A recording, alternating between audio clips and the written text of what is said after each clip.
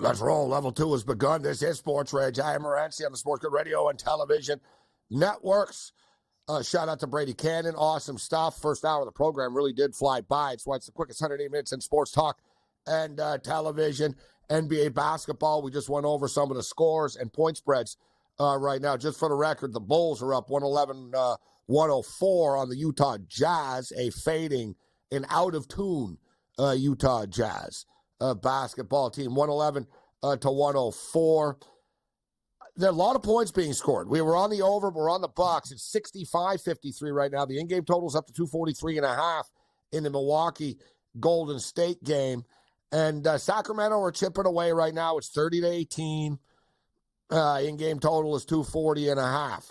NHL hockey, the Colorado Avalanche were pretty busy today, acquiring depth ahead of the NHL trade deadline.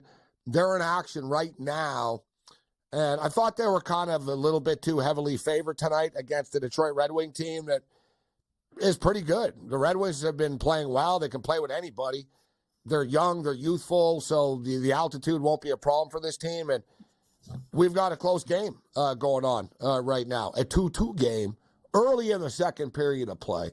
The Ottawa Senators lead the Ducks 1-0 early in the second period of play as well. Let's bring in George Kurtz right now. Kurtz, good to see you tonight. The in-game total for this Detroit-Colorado game is 8.5 right now. It's pretty high. It is pretty high, but I'm already on the original total, 6.5. So do I want to double down on it? I don't. Detroit has played very well this season, but they struggled a little bit of late. I think it's they want to get to the finish line, right? Get in the playoffs here and see what they can do here. So I wonder if they're looking ahead a little bit too much here. No Larkin tonight as well for the Red Wings as he's out. So I worry about this team a little bit here, just a little bit here. I didn't take Colorado straight up. I know that's shocking to you. But I did take Colorado and a Nathan MacKinnon anytime goal. And I already got the MacKinnon goal here, so I need Colorado to follow suit here. I think we're going to get the over 8.5, by the way. I think this is a 5-3, 6-4 game. Can I think I talked about this with you. I brought it up a couple of times on the show, so I'm sure it was with you at least once when I brought up the Nate MacKinnon prop about him scoring a point in every home game. And I got to be honest, I really didn't like it, right? I was like, wow, I think it was plus 1,500 at the time. And it was around the All-Star break. And I was like, well, he needs to play in every home game to do this. Like, it was pretty clear. It wasn't in every game that he played in. And the bet was, will he get a point? Will he get at least 1 point in 41 home games this year? He's getting there. like, it's one of those deals where it's like, yeah, I wish I would have pulled the trigger on it. I did. All right, I did pull it. Just it's a fun little bet here. All right, I think he's likely going to have to play every game, aside from injury, because right now they're in third place, right? I mean, they're trying to catch at least Winnipeg to get home ice advantage in the first round, and they'd like to catch Dallas for, to be first place of a division and face, go face Nashville in the first round of the playoffs, or a team like that. So I think he's going to play in every game. So I think that's one problem alleviated here. I think it's a fun bet. He's on fire at home. They're a much better team at home than they are on the road. All right, I think we like a little bit more at the moves they made today, too, right? Getting Casey Middlestat sort of solves that second-line center problem that they've had since Nazem Kadri left. You did trade Byram, who I kind of like, but also has a problem staying healthy. But you get Sean Walker back, so maybe it's a draw there. I think he's going to reach this. I think he's going to get there. I don't know if I care. By the way, do you care? Do you really think this is a big record? You know what I mean? Is it really that important that he does this? It's pretty impressive. Yeah, I think to me nobody's really talking about it besides people in hockey circles and stuff, but it's been done before, right? So it's not like it's never been done, but it hasn't been done that many times. To me, though, it's super impressive, actually. A lot more than a lot of other fluff records that people get excited about. It shows you're durable and it shows you're inconsistent as hell. I mean, George, people get credit for playing every game and just showing up. Like Cal Ripken, you know what I'm saying? He wasn't great at times, you know what I mean? He showed up, but Nate MacKinnon shows up and is great. It's a fair point. It's something I always like to say. The most important ability is availability, right, to be there. And he does. What would you say, like a baseball equivalent, George? What's a baseball? To me, this is like somebody getting an RBI. I would say RBI. It's not a home run, a point. Say you got an RBI in every home game of the year. Wouldn't you say it's kind of comparable? I know there's more, though. There's 81 of them, but it's sort of the same thing. You know what I mean? It's more important than a hit, right? Because you got a point, which is you're getting a goal. A hit only gets you on first base, right? So it's more important than that. So an RBI you've been is involved comparable. in the scoring in every game that you played at home. You've been involved in a goal somehow, you know? I guess it's either a run then or an RBI. Yeah, a run's a good call. A run. Scoring a run.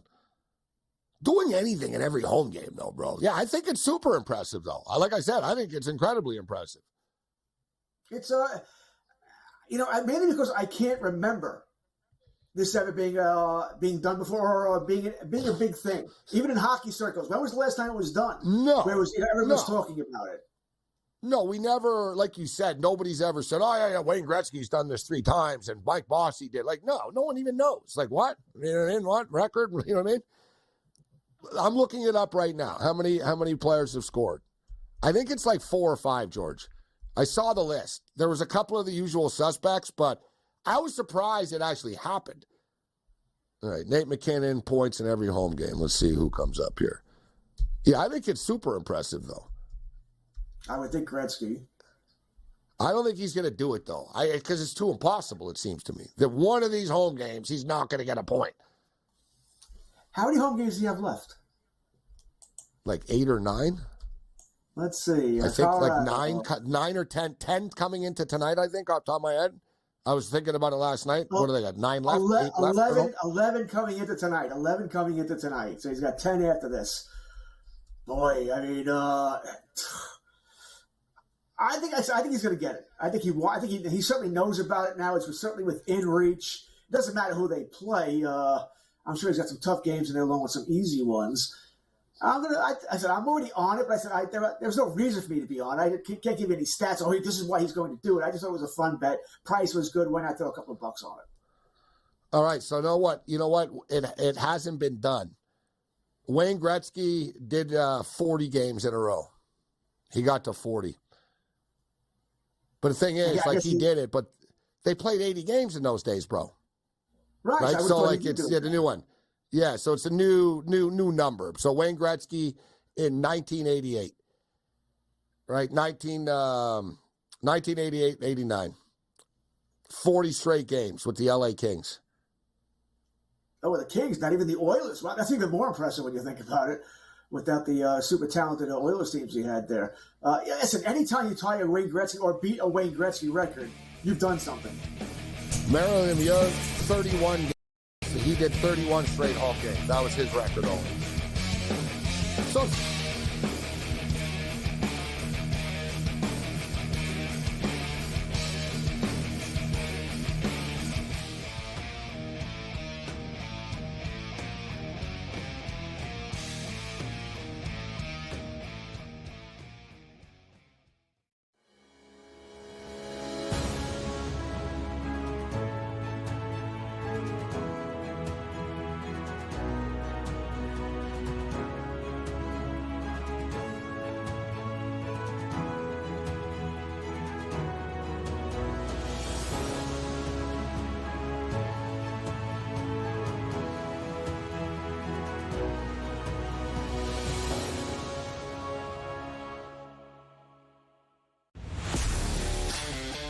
Laying points on the road in college basketball is an absolute landmine. I would not do it. I won't do it the rest of the year. I'm done doing that because it just consistently loses. I mean, 3 possessions in a 9-point game in which the opposition now is the clock, not the actual team you're facing, right? Right. And these guys are taking up shots. I mean, it's just like, that's why it's the NBA. In-game live, prime time, only on SportsGrid. Athletes in Canada, Wayne Gretzky, Connor McDavid, no longer can be part of these sports betting ads. Now, what's interesting is there is technically a carve-out that will still let these athletes and celebrities appear in sportsbook ads, but it's only if those ads are slanted toward responsible gaming. So you could still have a Connor McDavid saying, hey, bet responsibly on TV in Ontario. Newswire. Only on SportsGrid. 4.22. The fast man alive. The guy just made himself a whole lot of money, did he not? By now holding the record for the fastest 40-yard dash. But if it's one thing we know is that doesn't translate into quality football players in the NFL. So somebody will bite and overdraft him because he simply ran faster than everyone else. It's just rinse and repeat. The Early Line. Only on SportsGrid. Anyone that's been to a sporting event, the atmosphere before a game, I think Game Time Decisions has that same exact atmosphere. This is our arena. This is what we do. There is going to be an energy to Game Time Decisions that you will feel night in and night out. The excitement you get when you lock your bets in, when you're figuring out what you want to do, we can zone in on the biggest games each night. I want this to be the place that people come to before the games start so they feel as ready as possible to lock in their cards. We are going to hit every single one of those markets that you need to know about. We're going to go through every single thing, and I've got a great team behind me that's going to help me get the job done. There is not going to be a better place, I promise you, than Game Time Decisions to get that new information, react to it, and be able to then bet accordingly. We will have everything at our disposal, and we will use that to our advantage. I'm Kevin Walsh. Tune into Game Time Decisions from 6 to 8 p.m. Eastern on SportsGrid.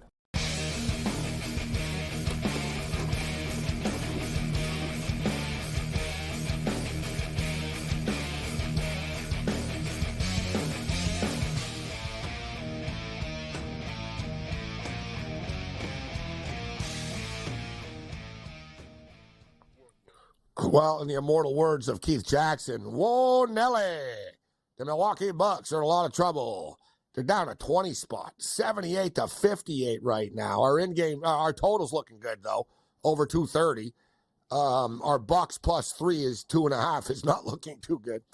It's 247.5, the in-game total right now. Meanwhile, the Kings, like we said, the Kings have chipped away. Every King game is always close. The Lakers were up 30 to 13. Now it's 38-28. They're laying 9.5 right now. It might be time to jump in on the Kings. It's interesting, right? The Lakers were up by 17 before, and they were only laying 10.5. Now they're up by 10 only, and they're laying 9.5. It's kind of strange. I'm on the Lakers on the money line. I wouldn't be taking the Kings at plus 9.5 isn't a bad bet. This game will be close at the end, but I still think the Lakers win. In-game total is 240.5. It's still a 2-2 game right now in Denver. Although I will say, George, the Avalanche are all over them, and they just scored, as I was about to say. Yeah. They're all over them. It was inevitable they were about to score. So that's, once again, good for the over. Detroit's not struggling on D. I wonder if they're going to try to make a move by the deadline. You would have thought today was the deadline day with all the deals. There's no one left to trade for. Well, not defensively, right? At least Jake Gensel. Not a defenseman who's a defensive oriented, right? Jacob Chikrin could go from Ottawa, but he's not that. He's an offensive defenseman here. Where does Jake Gensel go is going to be the big question here.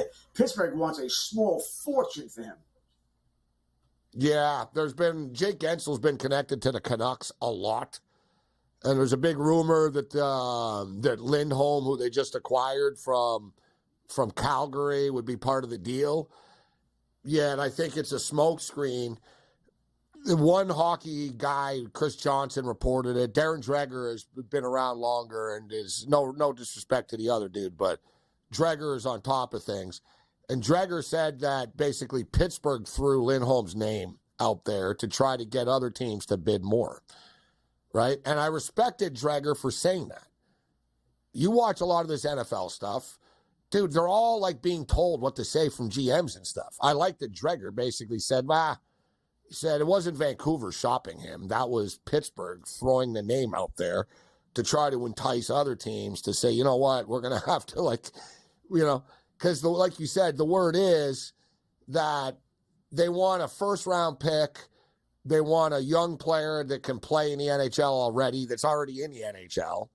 And then they want, other picks. You know what I mean? You got to throw in, a third-round pick or whatever. other picks. So first-round pick, a young, good NHL player, and another sort of second or third-round draft pick. Somebody will do it, though. Teams in the NHL don't really value draft picks that much, George. So somebody will end up doing it. I don't think Vancouver will be the ones, though. Word in Vancouver, and the Vancouver media, I'll be honest, some of them are nice guys, but they're kind of always wrong about everything. I'm telling you right now, Vancouver's not going to pay all that. Like, they're not going to pay that much for Gensel, in my opinion. No, I don't think they will either.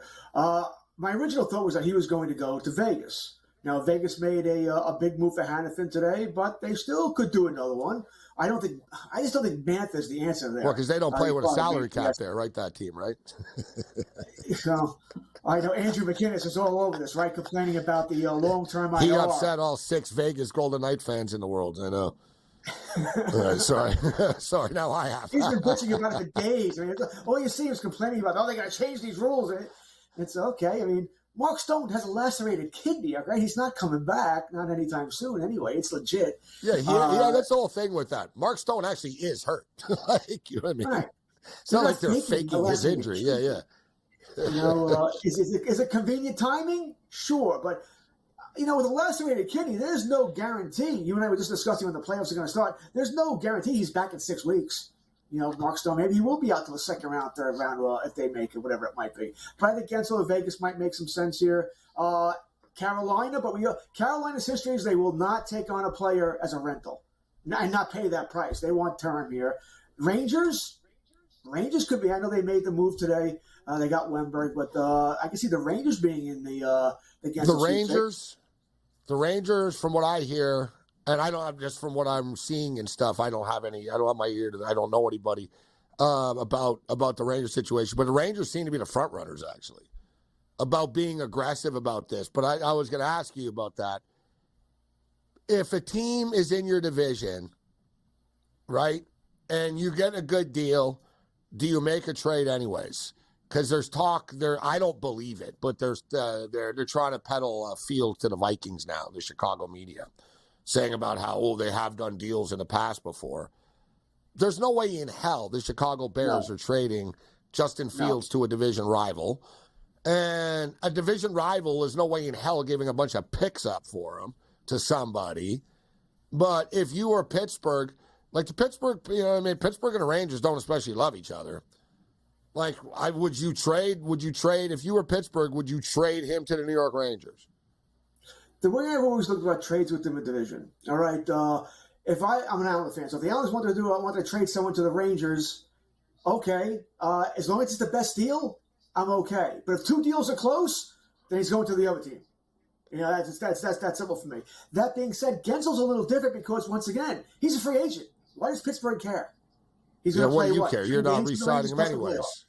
Right. You have no control where he's going to sign anyways after. Exactly. So if the Rangers offer the best deal, or Carolina, by the way, once again, same division, yes, that's where he goes. He's going to the best.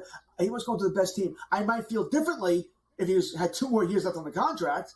That might maybe a little differently. And your instance, though, if I'm the Chicago Bears, there's no way Fields goes to the Vikings. I got to play him twice a year. Those football games, no matter 17 games, 18 games, those 2 games are still important here. There's no way I deal with them in division. Hell, in some ways, I like to get him out of the conference, but that's asking too much here.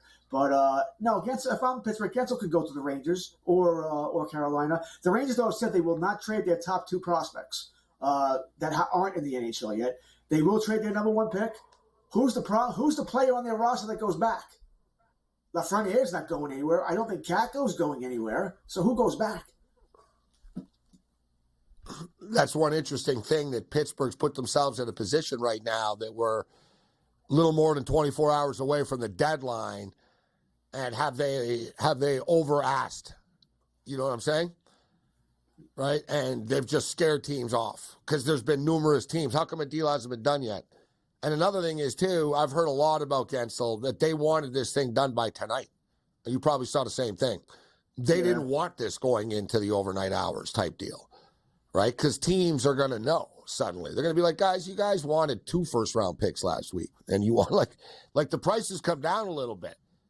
I think they really think they're going to get it. I think they will from somebody, though. I'm looking right now. who's like the Dallas Stars? Gave up a Like, lot is to Canada. somebody going to make a move? Like somebody, like one of these teams, who makes that move? You know? I mean, we've heard Edmonton's name being thrown around. I know they acquired Henrik today. We've heard their name being mentioned. And the Kings have to do something, don't they? But they gave up a lot for Luc Dubois in the offseason. Maybe They're running out of money, the Kings. They pay a lot of people a lot of money, that team. It's the Eastern Conference. I mean, Boston would make sense, too. I mean, I know they need a center more than maybe wings, but still, I think Boston would make sense here. I get the sense that Boston's happy rebuilding, that they're going to be like, nah, whatever. We sell out every night anyway. So, you know what I mean? Toronto doesn't need it. Florida got Tarasenko today. They don't need it. It's their own division. It's the Rangers in Carolina. Or out west. Somebody out west steps up. You know what? And I should note that I say that Vancouver, I'm not saying Vancouver isn't trying to get Gensel. I'm saying I don't think they're flipping Lindholm, and they're not going to give up like a ton to do it. Like if they can figure out a way to minimize, you don't want to break up the team that you have, George. You know what I'm saying? Things like, you know, there's always that balance, bro, right? Between getting a guy and breaking up what you have.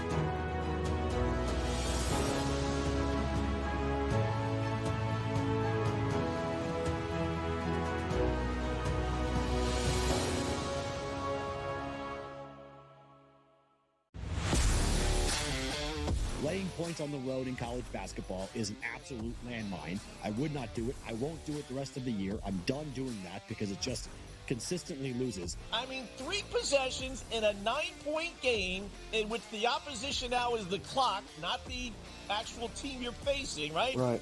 And these guys are taking up shots. I mean, it's just like, that's why it's the NBA. In-game live, prime time, only on SportsGrid. Athletes in Canada, Wayne Gretzky, Connor McDavid, no longer can be part of the sports betting ads. Now, what's interesting is there is technically a carve-out that will still let these athletes and celebrities appear in sportsbook ads, but it's only if those ads are slanted toward responsible gaming. So you could still have a Connor McDavid saying, hey, bet responsibly on TV in Ontario. Newswire, only on SportsGrid. 4.22, the fastest man alive. The guy just made himself a whole lot of money, did he not? By now holding the record for the fastest 40-yard dash. But if it's one thing we know is that doesn't translate into quality football players in the NFL. So somebody will bite and overdraft him because he simply ran faster than everyone else. It's just rinse and repeat. The early line, only on SportsGrid. Anyone that's been to a sporting event, the atmosphere before a game, I think Game Time Decisions has that same exact atmosphere. This is our arena. This is what we do. There is going to be an energy to Game Time Decisions that you will feel night in and night out. The excitement you get when you lock your bets in, when you're figuring out what you want to do, we can zone in on the biggest games each night. I want this to be the place that people come to before the games start so they feel as ready as possible to lock in their cards. We are going to hit every single one of those markets that you need to know about. We're going to go through every single thing, and I've got a great team behind me that's going to help me get the job done. There is not going to be a better place, I promise you, than Game Time Decisions to get that new information, react to it, and be able to then bet accordingly. We will have everything at our disposal, and we will use that to our advantage. I'm Kevin Walsh. Tune into Game Time Decisions from 6 to 8 p.m. Eastern on SportsGrid.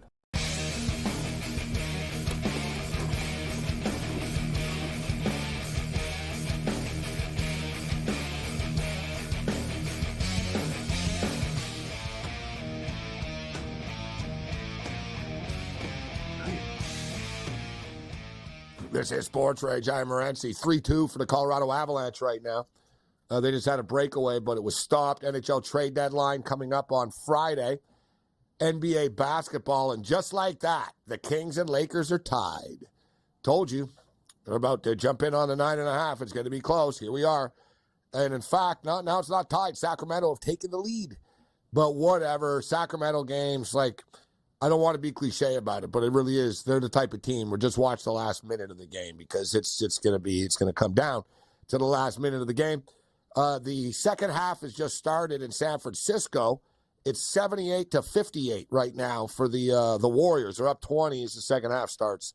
And we're at the half. The Oklahoma City Thunder up 65-57. They're like 13.5 right now. In game total 231.5. College, nothing really sexy going on in college. Tonight, New Mexico is up 35-24 on Fresno. They're laying 17 right now with a buck left in the first half. We do have a Hawaii game coming up later that we'll break down. George Kurtz kicking with us right now. I brought this up a little bit last night. Two things, George, actually, because we were talking about McKinnon and how impressive it is. And it is super impressive. He'd be the first player ever to do the 41 games. Is he the MVP? Because, we're getting to the stage now where, it's a month left here of the season, a little more than a month left. So if you place the bet, that's the one thing I hate about this bet, George. With NHL awards, the NHL is a league, bro, that, like, they announce their awards so late, man. You know what I mean? Like the NFL, at least like Super Bowl week, boom. They have their award show, and it's before the Super Bowl. Like, if you bet on the awards and, you're going to get your money before the Super Bowl. The NHL award show is in, like, Vegas in July or something. You really have to wait it out, so it kind of sucks. But what's more impressive? Austin Matthews and all his goals? Is he the MVP? Or Nate McKinnon? Is Nate McKinnon, has the most points and is like the most dominant player? Is he the MVP? Well, we all know everybody likes their numbers, right? Or things that haven't been done or not done in a while. If McKinnon gets a point in every game, and we know he's a great player, has a million other points, it's going to be hard to beat him. But just for giggles here, suppose he does that, gets a point in every home game, and Austin Matthews gets 70-plus goals. 73, let's throw a number out there today. He's up to 54 after tonight. And he's going to come close. He's going to come damn close. So if he gets 70-plus goals, what if, by the way, if McDavid gets 100 assists? He's got an outside shot at that. And that hasn't been done in forever. These are the odds right now. Nate McKinnon, plus 165. Austin Matthews, plus 185. Kucherov, plus 300. He's flying under the radar. Connor McDavid, plus 410. The Oilers are really coming on now, too, actually. Like, they might, I don't know why, I hope they don't catch Vancouver, but they're storming back right now. Like, if they storm all the way back, bro, and have the best record in the Western Conference. And if McDavid leads in points, if he wins the point game, it's on McDavid at plus 410, not a bad bet. Just for value, George. Like, if we're talking out loud as far as value. I agree. You know what I mean? I think the only thing that might hurt McDavid is, he's got 23 goals. He may not get the 30 or right around 30 here. But if he comes back and wins the points, it's going to be hard not to vote for him. For some reason, I just don't think Matthews is going to get the love. I just don't think he's going to get the love here. I think McKinnon does have a lot of hype that 41 is going to be big. Which is weird because Matthews is in the hockey capital. Like, you know what I mean? He just is. Like Toronto, the media, the Leafs get so much attention, but they are a Canadian team as well. So they don't get the American love, yet he's an American player. He gets a lot of love. But somehow you could argue that what he is doing is being underappreciated somehow. We'll see how many goals he ends up with, but, I mean, it is kind of special what he's doing this year. It really is. It's up in the air still right now. I'm going to go McDavid. Just for the value. Right now, I go McDavid for the value because he's getting 2-3 points every game. Every game. He's in on every goal they score. And they're playing so well. Another team that's likely going to have to play hard for every game. And we'll take a couple of games off here, try to catch Vancouver, or at least stay ahead of, get home ice advantage in the first round.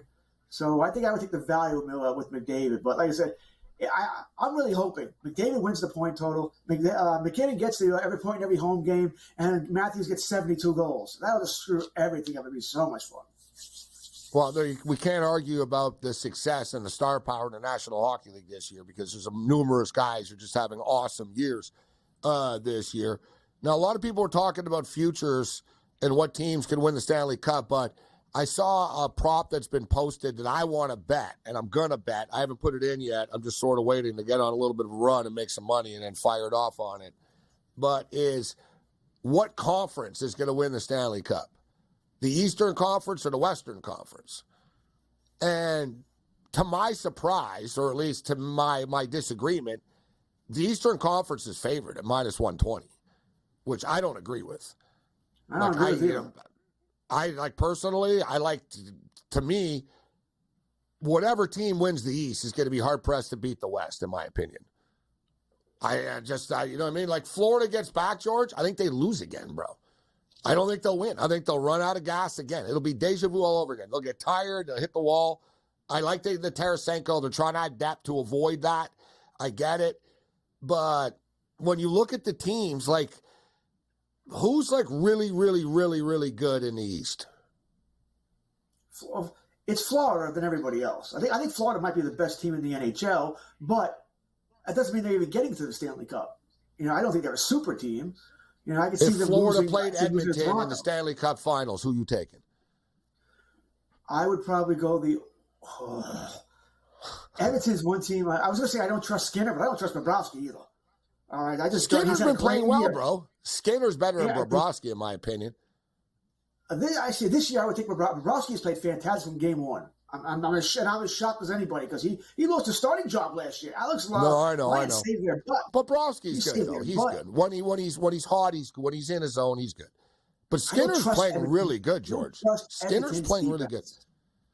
I know, but and I don't want to hype him up too much because I'm the same one that says, how are they Cup favorites? But I'm just stating, look at last night, George.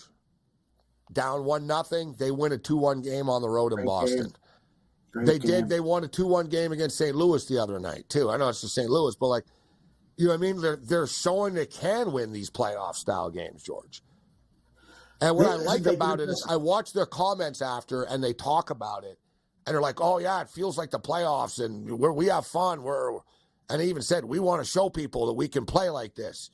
Like, they're embracing it. It's not just by accident. They know we can't.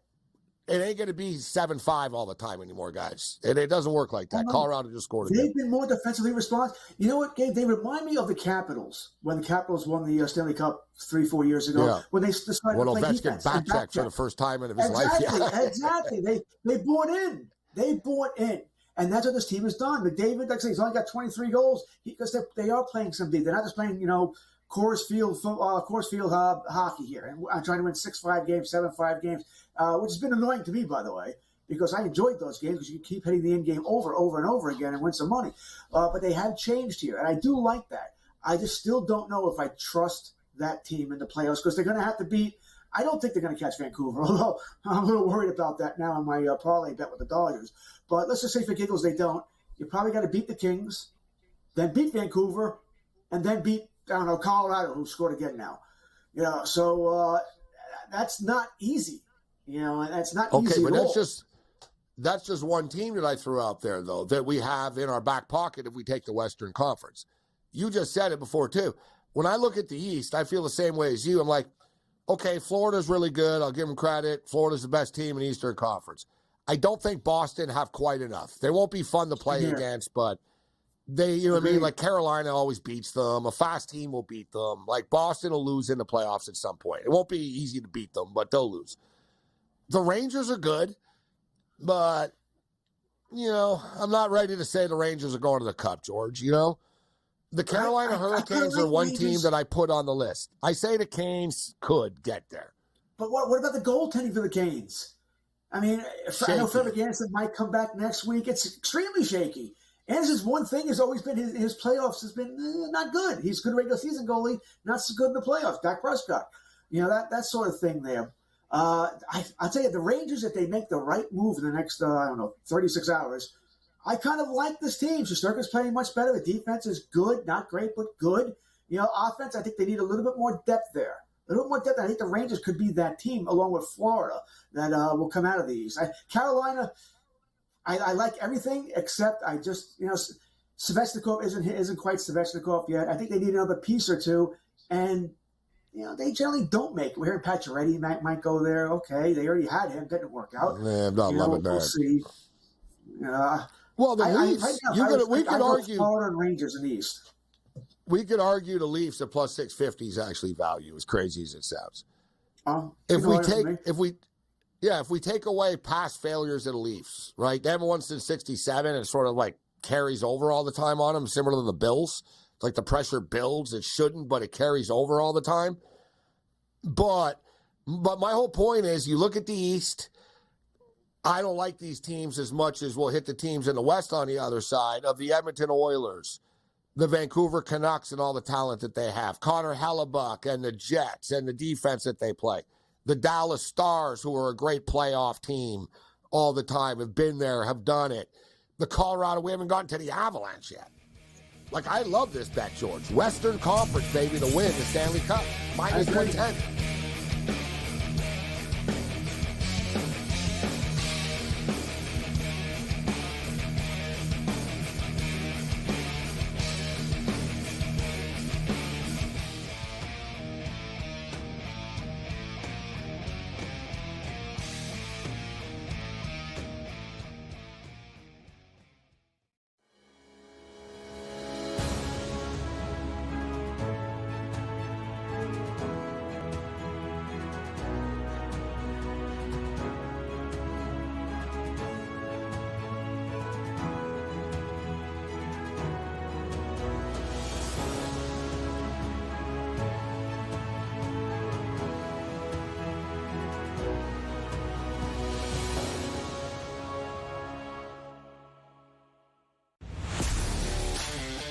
Laying points on the road in college basketball is an absolute landmine. I would not do it. I won't do it the rest of the year. I'm done doing that because it just consistently loses. I mean, 3 possessions in a 9-point game in which the opposition now is the clock, not the actual team you're facing, right? Right.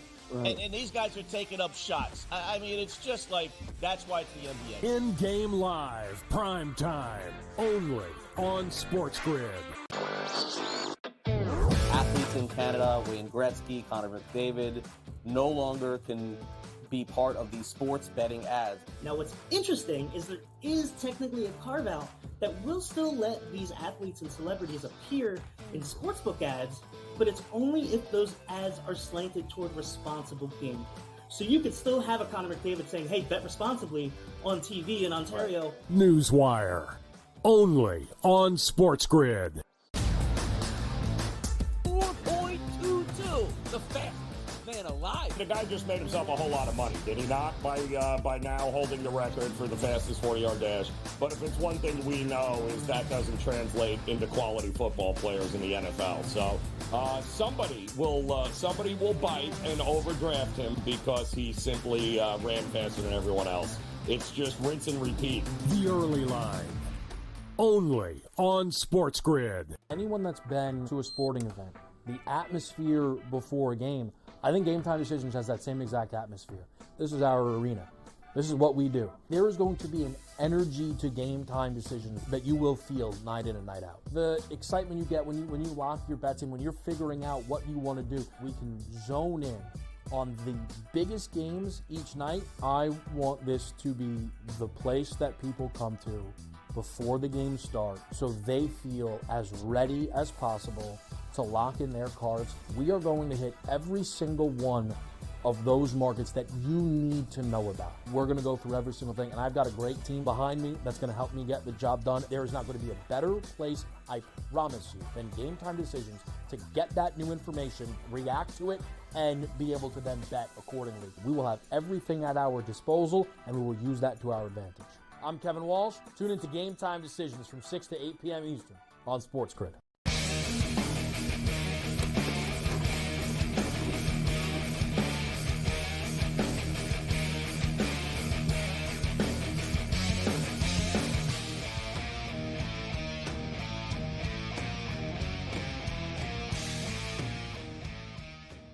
This is SportsRage. I'm Morency.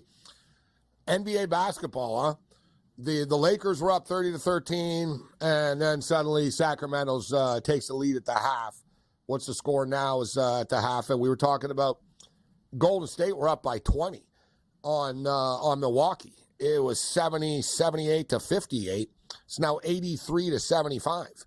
Oh, make it 83-77. Milwaukee have cut the lead to 6 points right now. We got a game. 83-77 with 5.5 left. 5:33 to be exact. They're getting 6.5 right now in game total. 241. And the Lakers were up 30-13. Now they're losing by 13. It's 70-57. Like, you can't make this stuff up. Like, it's just, reversal of fortunes. Like, max 101. George Kurtz kicking with us right now. So, yeah, we were just talking about this bet, and I really do like this bet. And what I like about it, George, it's going to get us, to have me a piece of the Stanley Cup Finals no matter what, right, going into the finals with all the futures. So I like that. I'll bet that, and then I'll bet all the series along the way and stuff. But no matter what, maybe we'll get lucky and then have like a Western Conference team to win the Cup future, and then they win the Cup and we win the Western Conference to win the Cup prop, George. You know what I'm saying? I'm a fan of this prop. Like, I'm going to put a lot on it. When I say a lot, like I'm thinking like 2 dimes or something. 20. I usually go 25. Like when I say big, usually it's like 2,500 or something. And then I'll have a very vested interest in the Stanley Cup Final. And then I could bet the Stanley Cup Final as well. Not to mention you're a Vancouver fan, they might just be there. We'll see how that works out for you as well. So you'll have a lot on the Western Conference going there. But you and I both believe the Western Conference, once again, is loaded. I think you went through every team, right? What is it? Maybe just Nashville. Yeah. Nashville's probably the only team I don't think has much of a chance. Every one of these other teams. Edmonton could win the Cup. Colorado could win the Cup. Dallas could win the Cup. Okay, Winnipeg and Vancouver, it's a little bit more. They need some things to happen for them just because of their history and stuff. But Vegas are the defending Stanley Cup champions. The LA Kings can play with anybody in a series. They could beat anybody in a 7-game series, the LA Kings. That's my only problem with the Kings. Like you said, George, every team except the Predators, I think, could go to the Stanley Cup in the Western Conference. Yeah, and the Predators had a great season. They're playing so well now. But I think they would rather have that hot streak a month from now going into the playoffs rather than that. But once again, everybody, you're going to want to finish first in the conference because you want to play Nashville first round, right? You don't want to play Edmonton round 1. You don't want to play Winnipeg round 1. Once again, the Angels' insane playoff system is just annoying to me. But in the Western Conference, maybe it doesn't matter anyway. No matter what 2 teams you put together, it's not going to be a lot of fun. It'll be the same thing, guys, when the March Madness, when the odds come out and all the props are out. I'm going to take the Big 12 to win the tournament. I'm going to take the team from the Big 12, the conference, to win. George Kurtz kicking with us right now. So, George, Major League Baseball, the season isn't all that far off right now. It is time to start getting these bets in, and I'm starting to do a little bit more research and look at the options that are available. And I thought you'd like this one. Dude, at plus 400, I mean, obviously injury is always the concern whenever you're betting on an individual player prop, but we can say this about any player. Right? I mean, people say, if Aaron Judge stays healthy. Well, anybody can get hurt, right? It's just, you have to accept it. You bet the number, and you hope for the best, and you hope your player doesn't get hurt. But there's a prop up for, most home runs, which player's going to have the most home runs in the league, strikeout and stuff like this. But I want to talk to you about the doubles prop, George. Who's going to have the most doubles in Major League Baseball? So Freddie Freeman's plus 350 on our screen here right now, but I've got him at plus 400. Dude, like he nearly doubled up everybody last year. Like at plus 400, George, it almost seems too good to be true. And he's going to be hitting after Ohtani. So Betts bats leadoff, Ohtani bats second, Freeman bats third. And he's going to have Will Smith behind him. I mean, is there any reason why he isn't just like run away with the most doubles in the league again this year? And I think plus 400 is a great bet, great value. Well, there's a reason why his number is so much better than everybody else. He's a doubles machine. He can hit the ball all over the field. He's not just a pull hitter. Yeah, I mean that's the way. Listen, I'm going to bet that's the way I'm going to go with it as well. It used to be Jose Ramirez, but I don't think he's quite the same player he used to be. So I'm not going to have Jose there. I would, as much as I like Bo Bichette, I wouldn't vote for Bo because they brought the fences in too much. Right now, those balls that were big doubles now are their home runs, and I'm certainly not going Duran or was it Lee? Boy, how do we know what he's going to do in San Fran?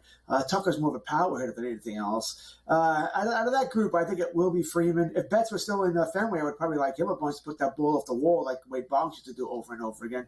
I think Freeman's going to win this thing fairly easily. And we're getting plus 400, which is a serious nice number. Like I said, so look, 400 plus 400 to get $1,000 back.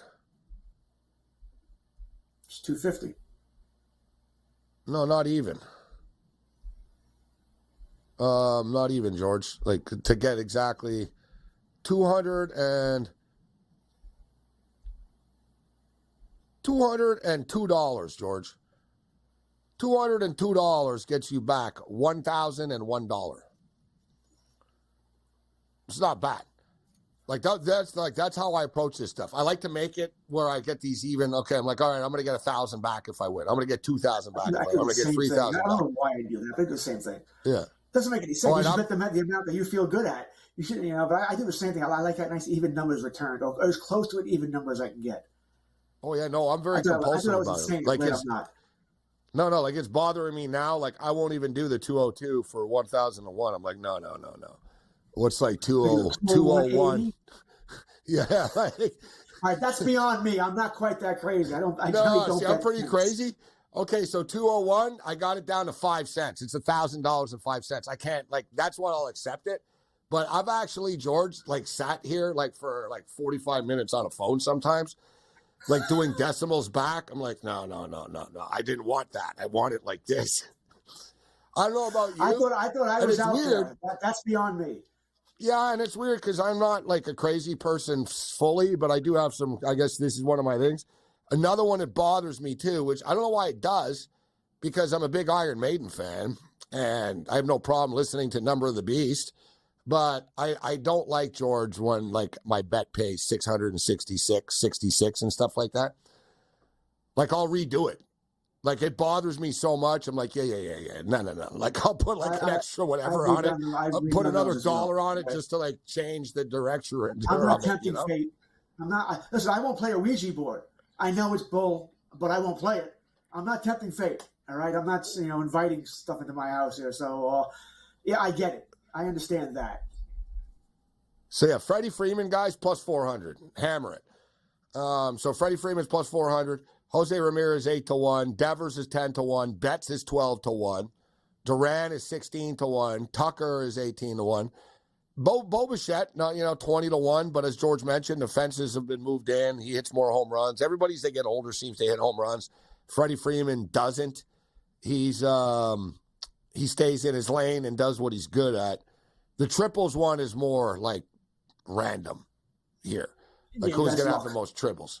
Yeah, Bobby Witt Jr. is the favorite at plus 450. I don't like that. That makes sense, though. Kansas City's a big ballpark. He can run. You get that ball around the corners where it rattles around that circular wall. I understand that. I was looking at De La Cruz at 10-1. That ballpark is a bandbox. He runs he crushes it. Yeah, but he's so fast. And on the road, too. Don't forget, he can do it on the road, too, I don't mind that. C.J. Abrams of Washington's another good bet for that. He can also run, not as fast as De La Cruz, but he can run, and that ballpark's big. Put up a gap, he's going to get a triple there. Wouldn't do Gunner. Quan, no. He's good enough hitting on Rosario. Not enough value on Corbin Carroll. Carroll's no speed guy. He's got speed, but he's also a power guy. I think he's going to hit more power. Yeah, I'm just saying, Bobby Witt Jr., okay, it kind of makes sense, but not quite enough value for me, in my opinion. And De La Cruz at 10-1, whatever. I'll put 50 on it to win 500. You know what I mean? Back type thing. I think I might go Abrams, just go to 16-1, and in case De La Cruz does hit more home runs in the small park. This one I thought you'd think is interesting. Major League Baseball pitcher wins. So wins aren't what they used to be. right? It used to, guys used to get to 20, and there used to be a barometer and stuff. Stat guys don't value wins anymore. But with that being stated, pitchers still do, and, they pitch 5 innings at least still to get the W's now, for the most part. Spencer Strider's the favorite, George, at 7-1, and I'm sure you've seen the video of Strider and him adding a slider to his arsenal now, and a pretty crazy slider at that to his arsenal. He could, if he stays healthy, this guy's going to be scary, bro. He's going to put up some sick numbers this year. Yeah, Strider he's fantastic. I like him for a strikeout prop, by the way, to lead the National League in strikeouts. I think he'll do that. I think he might lead the major leagues in strikeouts. The only thing that's going to worry me about Dodger pitchers, not so much Atlanta because Philadelphia's in the division. I don't know how much Dodgers are going to care about the month of September. I just don't know. They're going to have 1,000 games won. They got a 1,000-game lead over the Diamondbacks, and they're not going to have to push their pitchers. They could rest their starters. Yeah, they could be resting their starters. I wouldn't miss with the Dodgers. Remember the Yankees and Red Sox in the 90s, where they all knew the Yankees and Red Sox were going to finish 1-2. All of a sudden, every starter on the Yankees, Pettit, whoever, would have a mysterious, we got to shut them down for 2 weeks, shoulder injury. And it takes 2 weeks off in July or August to get ready for the playoffs. The Red Sox did the same thing. Pedro would all of a sudden have a time where he needed 2 weeks off here. I can see the Dodgers doing the same thing because they can. And, I agree with you. It's interesting. Yamamoto's actually the third choice on the board. And I'm thinking, you know what?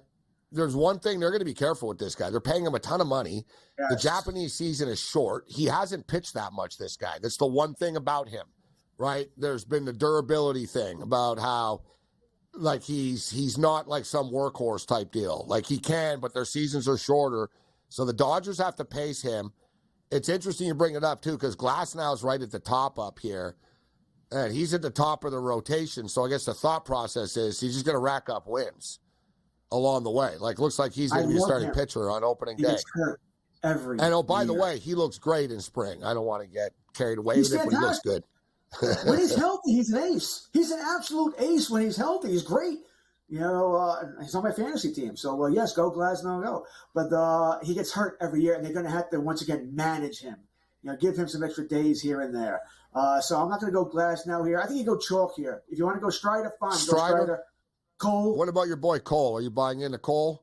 I'm buying into Cole. I think Cole's going to be great. The Yankee offense will be better. Not saying much. They can't be any worse than they were last year, but they'll hit this year. So I like Cole as well here. Not so sure if he'll win the Cy Young this year. I think he'll be top 3 for it.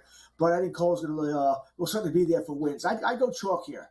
You want to go Strider? They got fine. You Burns. want to go Cole? Good there too. They got Burns with Baltimore at 18-1 now. Let's see how he pitches in the American League. Let's just see. It's a little tougher here. A little tougher. That being said, he's going to be really good. He's going to so annoyed Baltimore got him for free, pretty much. Most regular season hits. Luis Arez is plus 800. Acuna's 9-1. Bo Bichette is 10-1. Freeman is 10-1. This is more of a competitive field. That one. Most home runs. Aaron Judge is the big favorite at plus 400. More on the other side. You're right.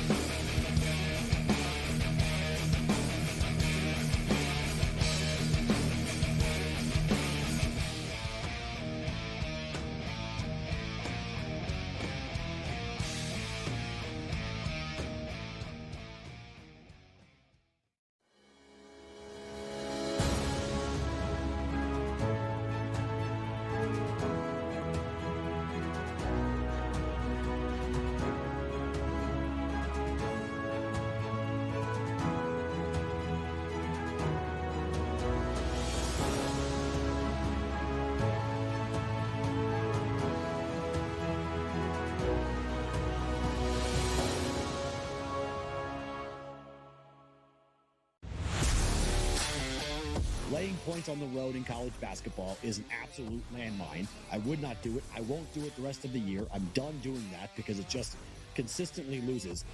3 possessions in a 9-point game in which the opposition now is the clock, not the actual team you're facing, right? Right. And these guys are taking up shots. It's just that's why it's the NBA. In-game live, prime time, only on SportsGrid. Athletes in Canada, Wayne Gretzky, Connor McDavid, no longer can be part of these sports betting ads. Now, what's interesting is there is technically a carve-out that will still let these athletes and celebrities appear in sportsbook ads, but it's only if those ads are slanted toward responsible gaming. So you could still have a Connor McDavid saying, hey, bet responsibly on TV in Ontario. Newswire. Only on SportsGrid. 4.22. The fact. Man alive. The guy just made himself a whole lot of money, did he not? By now holding the record for the fastest 40-yard dash. But if it's one thing we know is that doesn't translate into quality football players in the NFL. So somebody will bite and overdraft him because he simply ran faster than everyone else. It's just rinse and repeat. The early line. Only on SportsGrid. Anyone that's been to a sporting event, the atmosphere before a game, I think Game Time Decisions has that same exact atmosphere. This is our arena.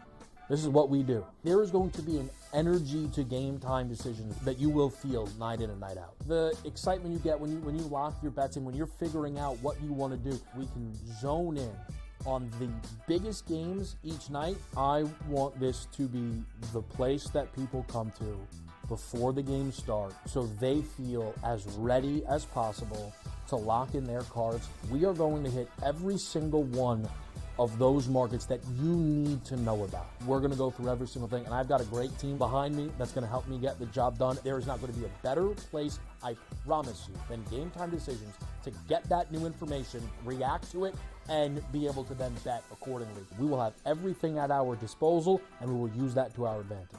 I'm Kevin Walsh. Tune into Game Time Decisions from 6 to 8 p.m. Eastern on SportsGrid.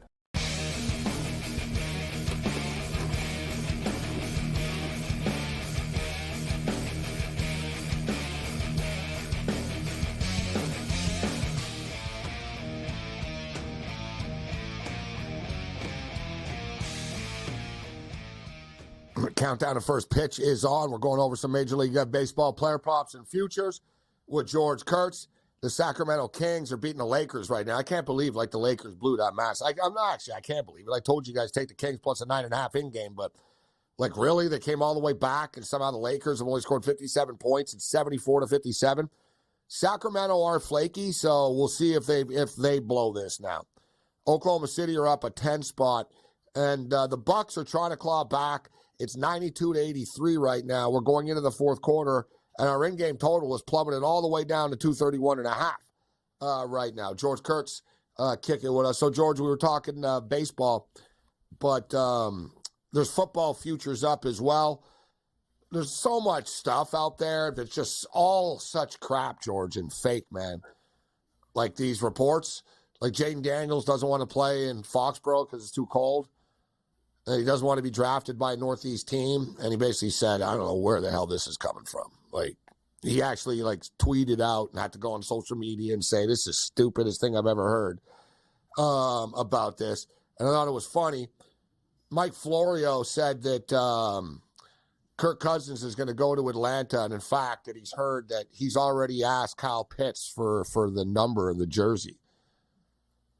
And Kyle Pitts tweeted out tonight, goes, where do you guys come up with this stuff? He goes, you all just make stuff up, don't you? LOL. He goes, what the hell are you talking about? Kyle Pitts, no one's talked to me about any jersey swap and Kirk Cousins. And people buy into this stuff, Kurtz. I tell you, man, I don't. And that's why I try to sift through and find good numbers with this NFL market betting. But sportsbooks are at the mercy of this crap, bro. You know what this is? It's clickbait. Everybody wants news, so they put it out there. Everyone's going to read it, going to click the article, going to look at it. It's been like this for a while. I do think a lot of the insiders are looking for that scoop. Maybe they'll be right. Maybe they won't. Maybe it'll be a coincidence that it has nothing to do with Pitts, but Cousins will end up there anyway. They're just looking to hit on it. Yeah, because his wife is from there. All right, hold on, Chris. We'll get you out in a minute. Oh, his wife is from there. Makes sense that he signs there.